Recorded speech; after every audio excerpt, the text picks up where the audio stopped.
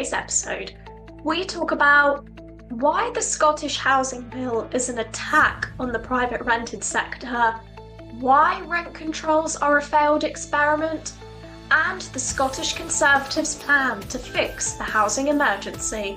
With our special guest, member of the Scottish Parliament and Shadow Cabinet Secretary for Housing for the Scottish Conservatives, Meghan Gallacher. Thank you so much for joining me today, Meghan. It's really great to have you on and to talk more about the Scottish private rented sector. As we were just saying before we just started, it's something that I don't think gets talked about often enough, as obviously we've got the Renters' Rights Bill going on down here in England, but the Scottish Housing Bill hasn't been talked about as much. So it's really great to get your opinion as a member of the Scottish Parliament about the Scottish Housing Bill. And we'll talk more about that in a little while.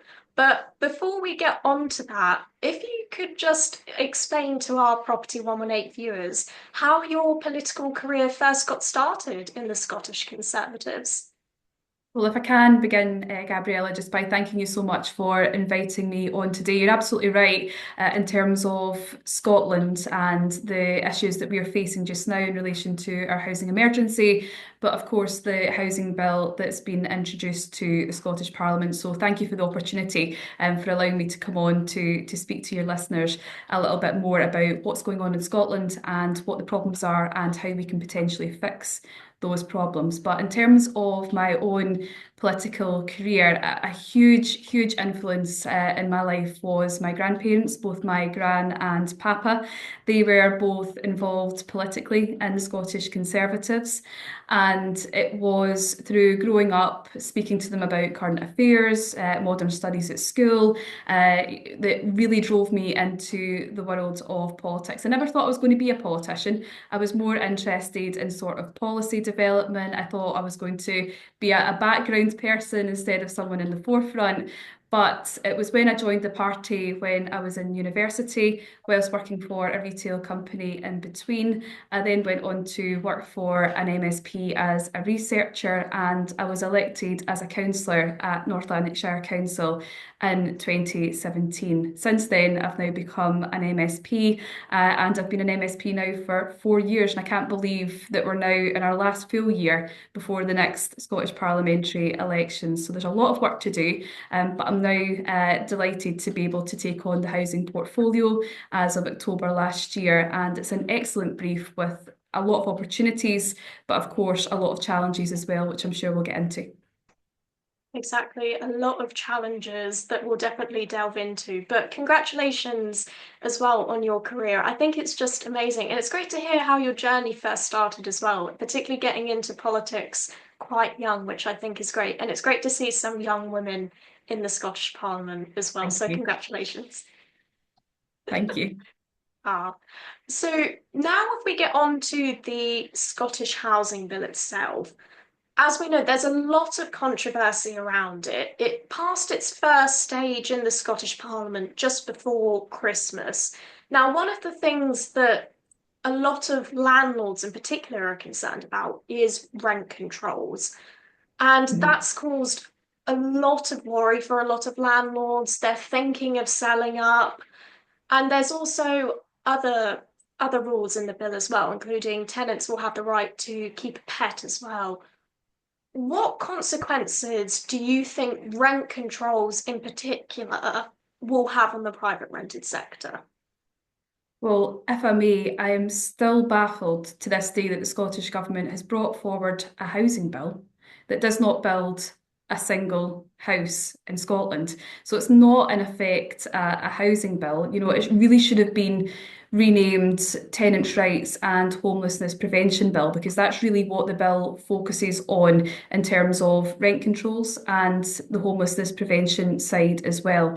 But the Scottish Conservatives, we voted against the housing bill at stage one because of the rent controls proposals that was set out by the Scottish Government. And we based our argument on what happened between September 2022 and March 2024, because the last time rent controls were in effect, private rental prices increased significantly in Scotland, and it was higher than any other UK nation, and that's including that of London. When the SNP last introduced their rent controls as well, we saw, I think it was something along the lines of 21,000 flats and houses. They disappeared completely from Scotland's private rental sector in just the space of a year in the time of a housing emergency. I mean, this, in my view, shows that they don't work. And if you combine that actually with the loss of investment that we saw during that time, it was roughly about £3 billion worth of investment. And that was mainly within the build to rent sector. That happened because rent controls were put in place. So, what we're seeing here in Scotland is a mistake that's going to be put back into our housing sector. As a consequence, I think we're going to see landlords or more landlords leave the sector as a result, and it's going to completely destabilise the housing market. That's not any way to tackle the housing emergency. And, I think I will just be as bold to say that I believe this bill is an attack on the private rented sector, just in terms of the policies that have been put into the bill and what the consequences of those policies will be.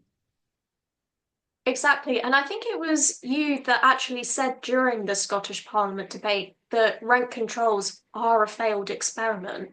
And numerous evidence suggests that rent controls do more harm than good. As you were just saying, I think those figures, the 21,000 homes that have been lost in the private rented sector, was from the Scottish Association of Landlords. And just before we came on just now, we've done numerous articles on Property 118 about rent controls. I just picked out one article from the Institute of Economic Affairs that say rent controls can create excess demand for housing and actually reduce housing supply. And as you were saying there seems to be more legislation rather than investment in the private rented sector. Yes. That's exactly right. Now, in terms of the rent cap that the government has proposed, that would be limited to the consumer price index, the CPI plus one to a maximum of 6%.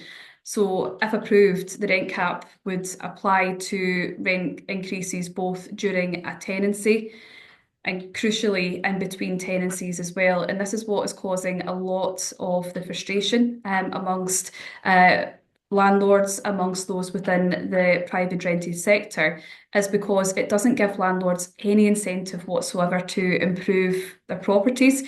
And if you combine that with the other asks of landlords in terms of alterations to properties that are going to be required over the next few years, I'm talking specifically about the decarbonisation of homes, moving towards net zero objectives. I think this will leave a lot of landlords actually in the position where they're going to have to decide whether to sell up or to try and battle a system that's already going to be against them. Now, when you're doing this and these proposals going through a time where there's significant demand for private rental properties, and we know that to be the case because if you look at the pressure on social housing, for example, private rented homes are the only alternative for some people in terms of the waiting times between being able to access a home. This is just the wrong move completely. And that's why, I was quite upfront in terms of my opinion on rent controls when I said that it was a failed experiment, because I do firmly believe that it's going to do more harm than good, and it's not going to solve the housing emergency, which is, should be at the forefront of the Scottish government's programme. But we haven't seen any resolve, any solutions put forward as to how we're going to tackle the housing emergency. And if, in fact, what we're going to see with this housing bill is an exacerbated problem, because you're going to see more people leave the housing market, meaning there's going to be less homes for people to actually move into. As you say, it's just going to create the supply and demand. As you say, there's so little supply at the moment and so much demand, it's just creating such a huge imbalance. And now, talking about solutions, as you were saying, what alternative policies would the Scottish Government introduce to help keep housing affordable? Well, I think the biggest one has to be build more homes. And I've been saying this to the Scottish Government for the last few months in terms of making sure that we have enough supply to meet the demands of people in the country. And that's why we've got a housing emergency, because we just don't have the number of houses needed to actually make sure that everyone has got a warm, safe home to live in. But the Scottish Government has never understood supply and demand. And that again has been shown through the housing bill that we're discussing today, because demand for housing has reached crisis point. And that is why we are facing the housing emergency. And again, when you look at various different statistics, we've got 15,000 children who are facing homelessness in Scotland. You've got thousands upon thousands of people who are stranded on local authority waiting lists. The unaffordable housing budget has been allocated in Scotland, it's then been cut and it's then been restored again. And that causes huge uncertainty in the market as well. Rent controls, which we've been discussing. But all of these issues actually come to a head eventually. And I'm not convinced that the Scottish Government has got any long-term strategy to fix these problems. We've got the Housing to 2040 board in Scotland, and that is a board that is, it's made up of various different stakeholders within the housing sector. But we only hear about the discussions of that board. We don't have any concrete plans that follow it. Now, if I was on that board as someone within the housing sector, that would hugely frustrate me, because surely if you sit on a board, you want to hear about the problems, but you also want to generate a solutions-based approach after having those discussions. But even though this board has been well established for a number of years, we still don't have any plans whatsoever from the Scottish Government to solve these problems. And that's why I'm saying that the pragmatic, sensible step would be to build more homes, create confidence in the market so we get more developers coming in, that investment generation, because by building more homes, you're encouraging that investment, but that will also naturally drive down things such as rents, and that would also make housing more affordable in Scotland. But that can only be achieved either if we get rid of the SNP from government. We have, Scottish Conservatives, for example, who can come in and, put these ideas, to the country and say this is how we are going to fix the housing emergency. Or we can actually convince the Scottish Government to move away from these discussions and actually push for a plan as to how we're going to tackle the housing emergency that we face here in Scotland. That's good to hear some of the plans there from the Scottish Conservatives, as you were saying, because if we have more investment, that's going to create more confidence in the market, and hopefully landlords will be confident to stay in the market, and also new landlords to enter the market, because at the moment we're having a lot of landlords leaving the market, which isn't doing the housing, which is making the housing emergency worse. It absolutely is. And, what I want to see is, all different areas of the housing sector pulled together to work collectively to solve the housing emergency. We're not getting that together movement at the moment because of the way that the Scottish Government is either legislating or is holding all of these discussions to talk about how we tackle the housing emergency, but not actually creating that plan for it to be delivered. And that's what's causing the frustration, because people want to know how to be involved to tackle the housing emergency. When I speak to stakeholders in the private rented sector, they're up for it. They want to be involved. They want to be part of the solution, but their ideas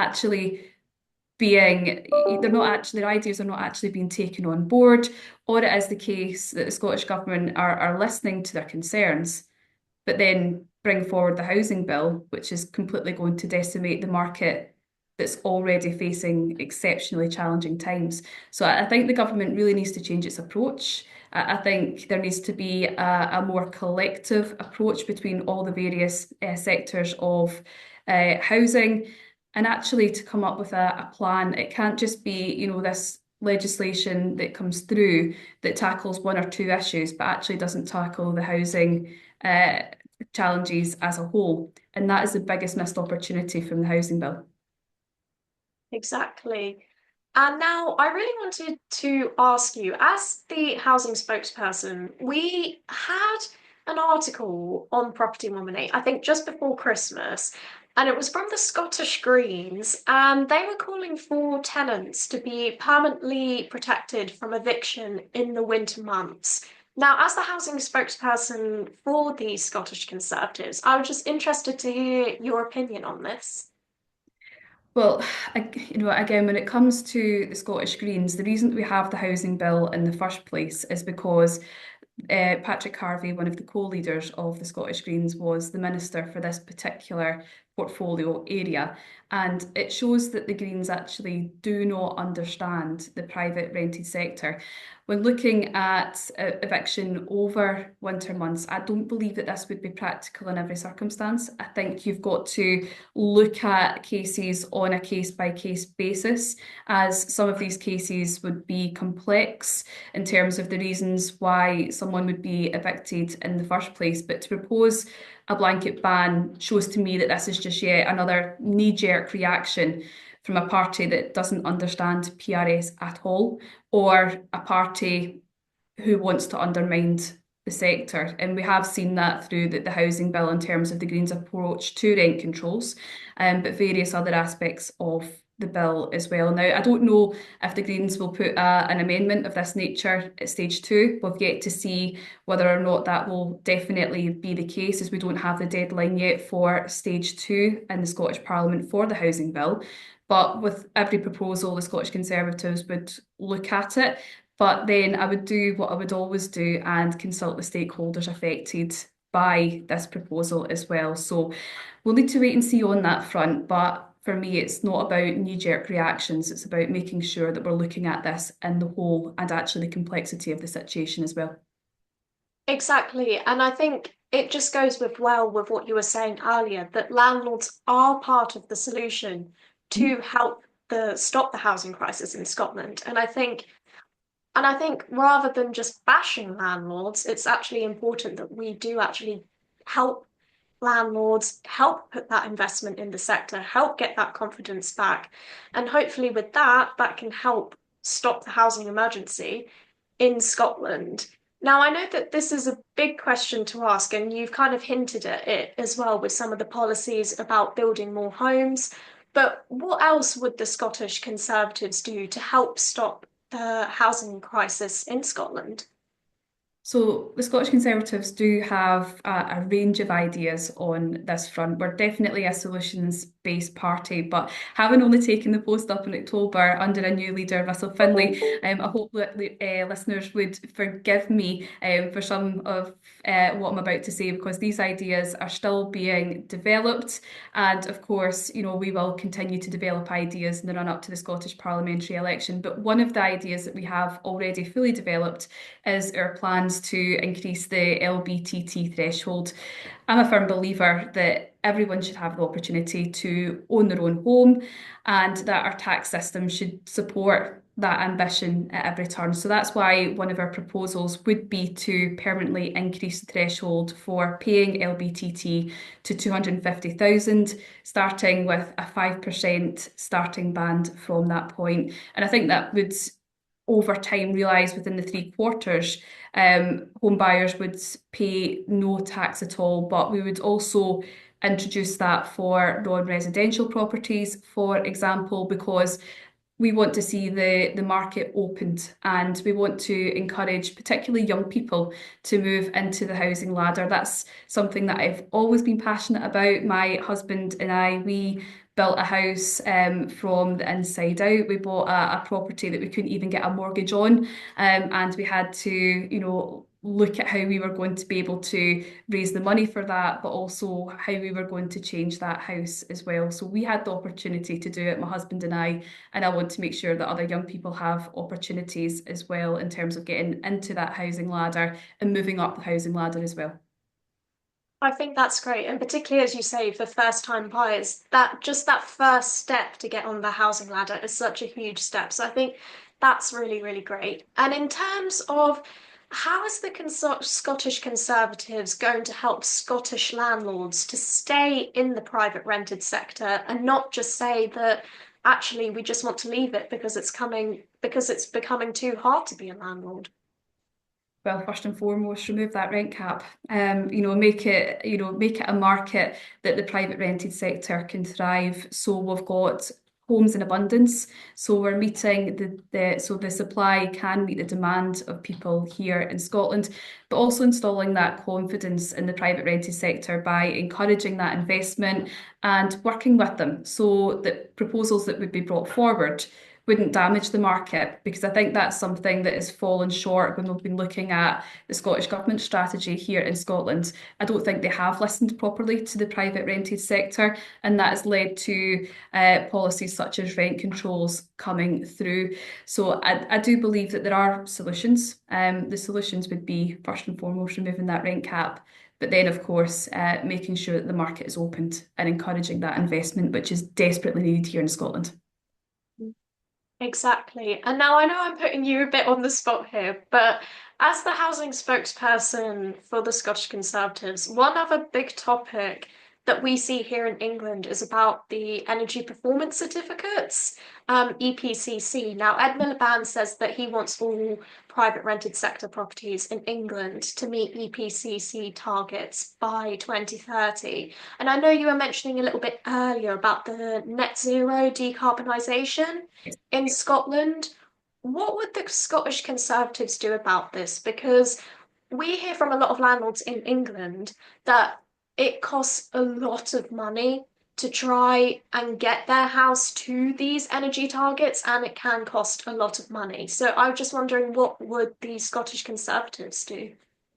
So this is something that I've been working on a lot recently, in terms of potential future legislation that will be coming down the track. The Scottish Government is bringing forward another bill, and it'll be the Heat in Buildings Bill. Now, we don't know when that's going to arrive, but this will, of course, incorporate a lot of what you're saying in terms of forcing landlords to move to EPCC compliance.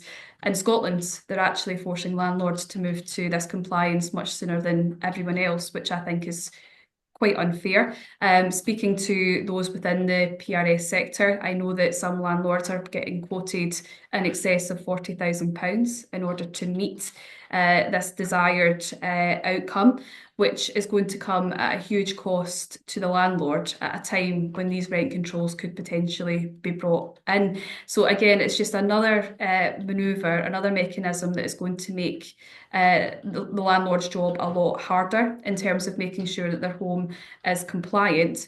But actually, there's bigger problems here in Scotland, because when you look at the rural areas in particular, it's very difficult for rural homes to meet EPCC targets just because of the nature of the build, because of the landscape, because of the terrain, all of these various different issues that can arise with being a landlord of a property in rural Scotland, that it could actually be the case that some of these homes will find it incredibly difficult to meet those targets as well. So I think when looking in the whole of EPCC, the Scottish Government will need to rethink what their strategy is on this, or come up with a rural-based solution in order for landlords in these areas not to be unfairly penalised by what the Scottish Government is asking for as well. But there's a lot of work to be done in this field, and I'm certainly liaising with the PRS sector and the housing sector as well on this, because we do need to decarbonise. I think everyone accepts that.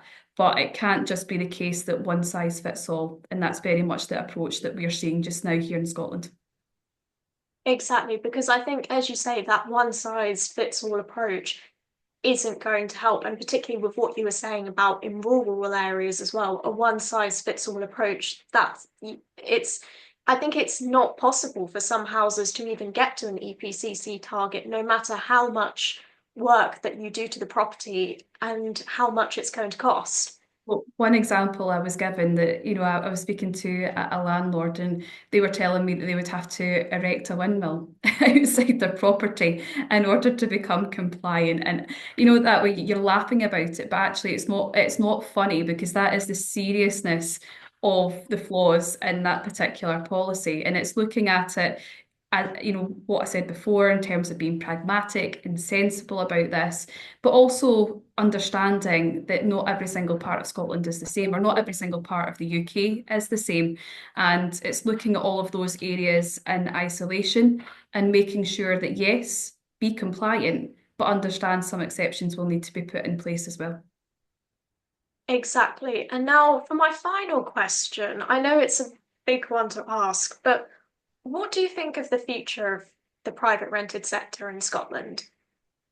Well, personally, I want there to be a strong future for the private rented sector in Scotland because, again, as I've referenced, throughout our discussion today, which has been really, really enjoyable, is that we need all parts of the housing sector to pull together to tackle the housing emergency, and the private rented sector is going to be integral to that. We can't solve the housing emergency without the private rented sector.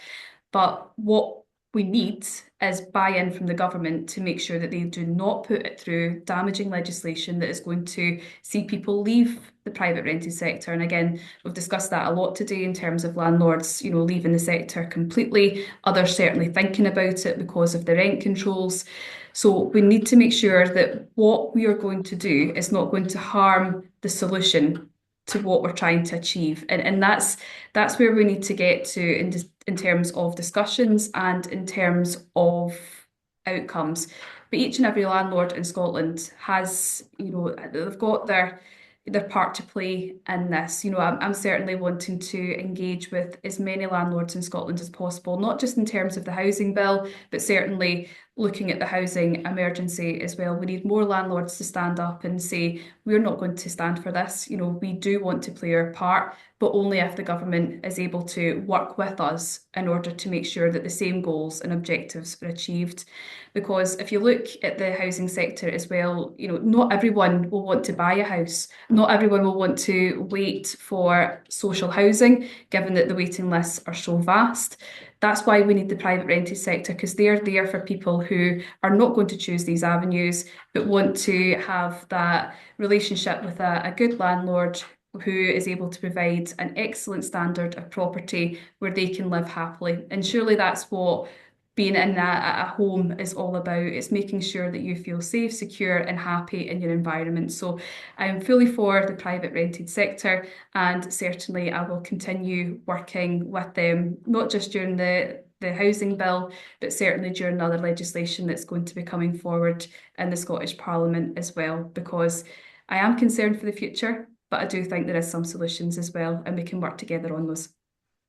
I think you've just hit the nail on the head there. It's all about working together and providing a solution because I think the private rented sector will always be vital. It will always be needed in Scotland. So thank you so much for joining me today, Megan. It was really, really great to have you on and to get your opinion as a member of the Scottish Parliament about the housing crisis and also the Scottish Conservatives' proposals for the housing sector in Scotland. Thank you so much, Megan.